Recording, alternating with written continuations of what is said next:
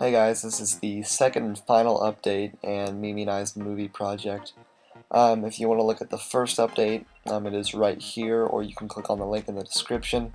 It deals with filming, scripting, basically the whole pre-production process and how we went through it.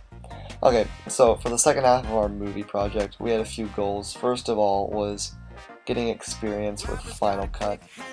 We really wanted to do something that was a little bit more in-depth than iMovie, since it is a step up, almost like an industry standard. We wanted something a little bit more advanced that would allow us to do more. We wanted to get more experience with audio manipulation, changing sound effects, controlling the sound of clips, background noise, stuff like that.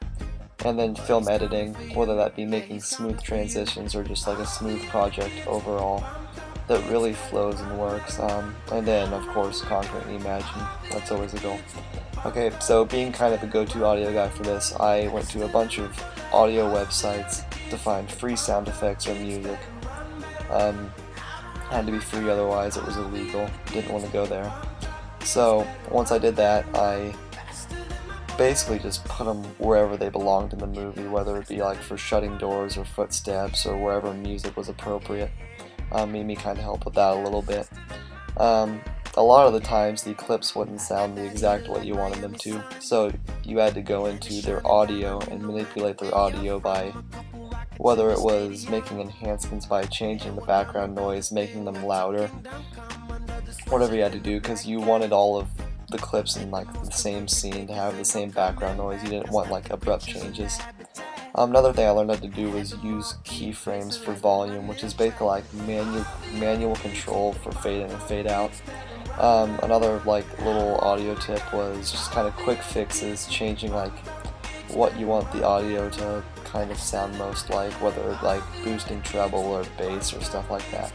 You could also go into your clips and adjust volume levels, or do like little preset fades with these little markers. That was essential for transitioning between clips, because you don't want, like I said, that abrupt change.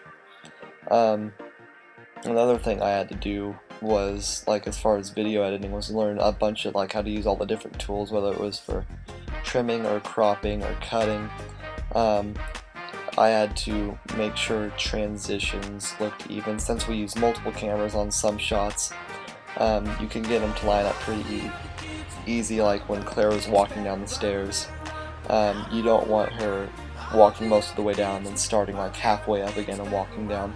So we did that for just a bunch of different places. Another thing I did was adjust like skin colors and overall tones for the clips.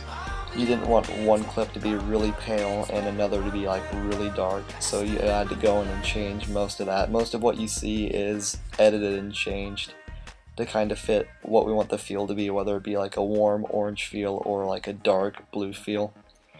That all plays into how basically how the film comes across and what feeling you get from it. One other big thing was learning how to use filters. You could basically just go in and select these preset filters and put them over clips. That was another big thing we did. Instead of going like and editing everything over, just selecting those filters and putting them over these clips. Okay, so that's basically what we did to create our movie. Thanks for watching.